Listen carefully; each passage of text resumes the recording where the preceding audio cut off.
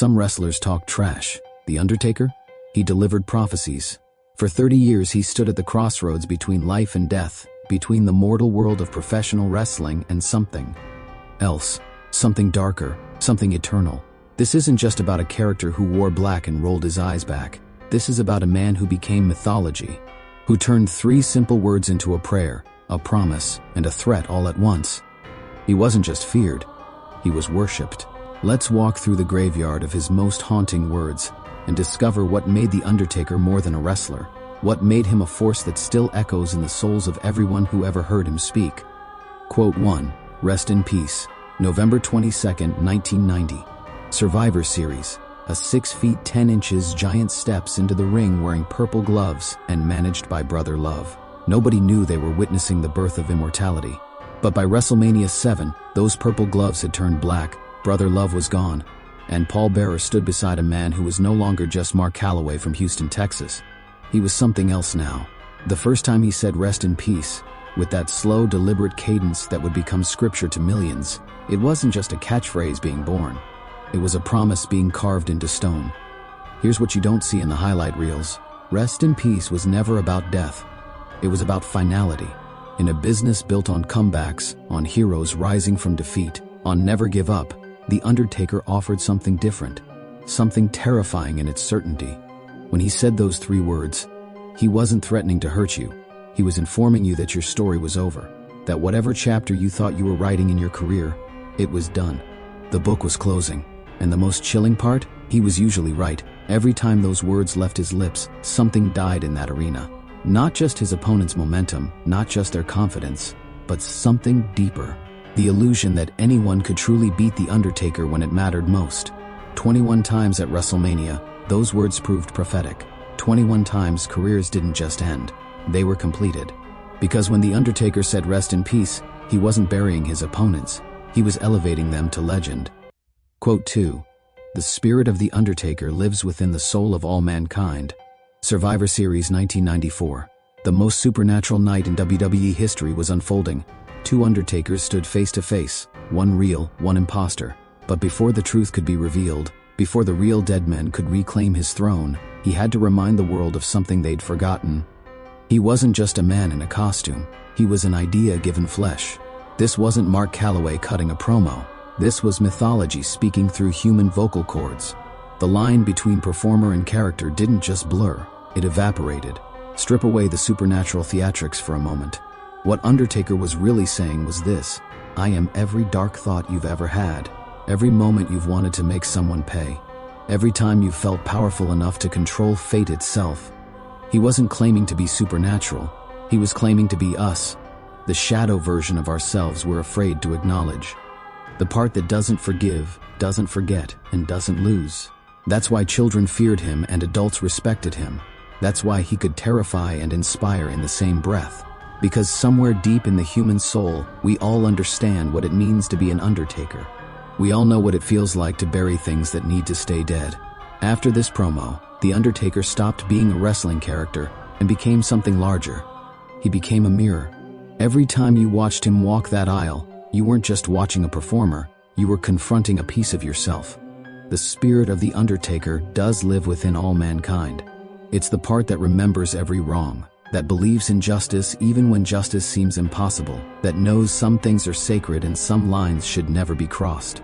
And once you recognize that spirit in yourself, you can never quite watch wrestling or look at yourself the same way again. Quote 3. I will walk through the fires of hell to face you. The year is 1997. Kane has just ripped the door off Hell in a Cell and tombstoned The Undertaker through the announce table. For the first time in 6 years, the Deadman looks mortal, vulnerable, human. But this isn't about supernatural powers failing. This is about something more devastating, family betrayal. Because Kane isn't just another monster. He's Undertaker's brother, the one person who could hurt him not just physically, but soul deep. When Undertaker speaks these words, his voice carries something we'd never heard before. Pain. Real, human, heartbreaking pain. I will walk through the fires of hell isn't about supernatural immunity to fire. It's about the lengths we'll go for family. Even family that hurts us. Even family that wants to destroy us. This is The Undertaker at his most human. Strip away the powers, the mystique, the supernatural aura, and what you have is a man who loves his brother so much that he'll face literal hell rather than give up on him. The fires of hell aren't metaphorical here. They're the burning building where Kane was supposedly trapped as a child. They're the guilt Undertaker has carried for decades. They're the flames of a relationship that should have been built on love but was forged in tragedy.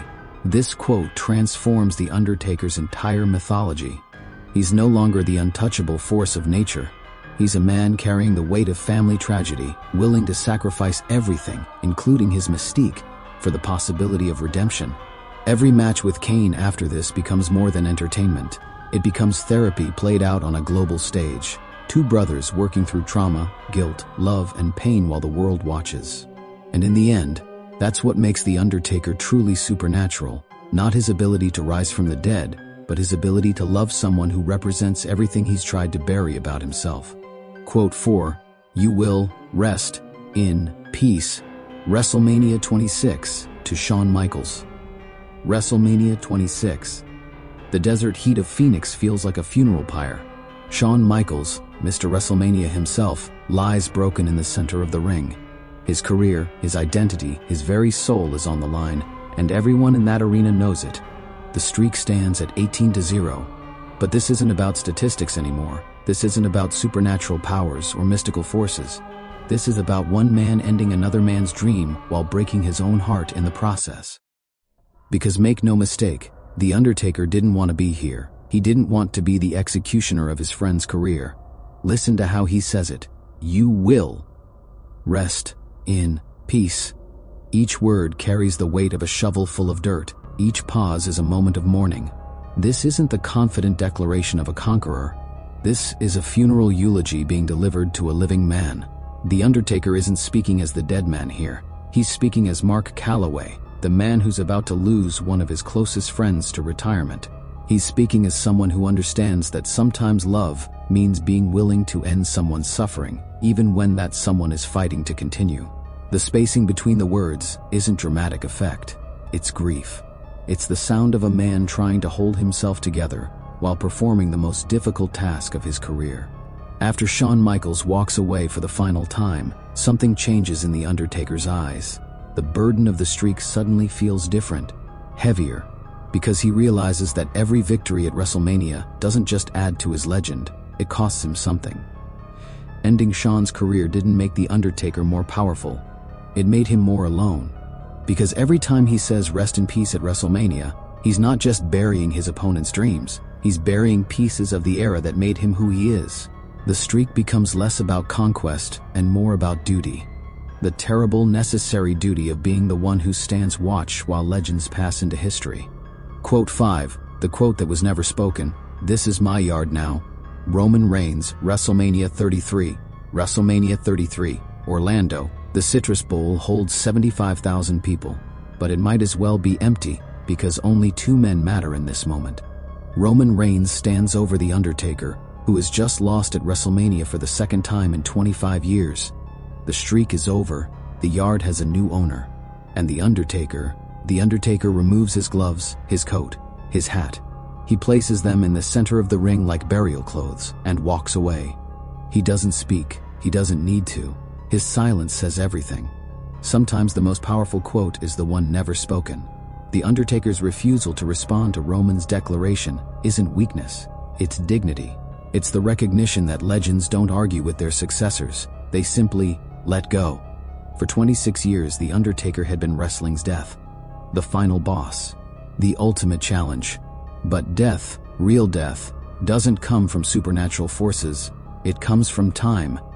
And time had finally caught up with the Deadman. His silence in that moment is more eloquent than any promo he ever cut. It's the sound of an era ending. It's the sound of mythology accepting mortality. The Undertaker's silence creates a void that wrestling is still trying to fill. Because when the man who built his career on having the last word chooses to say nothing, the absence of his voice becomes its own kind of presence. Roman claimed the yard that night, but The Undertaker's wordless exit proved something more profound.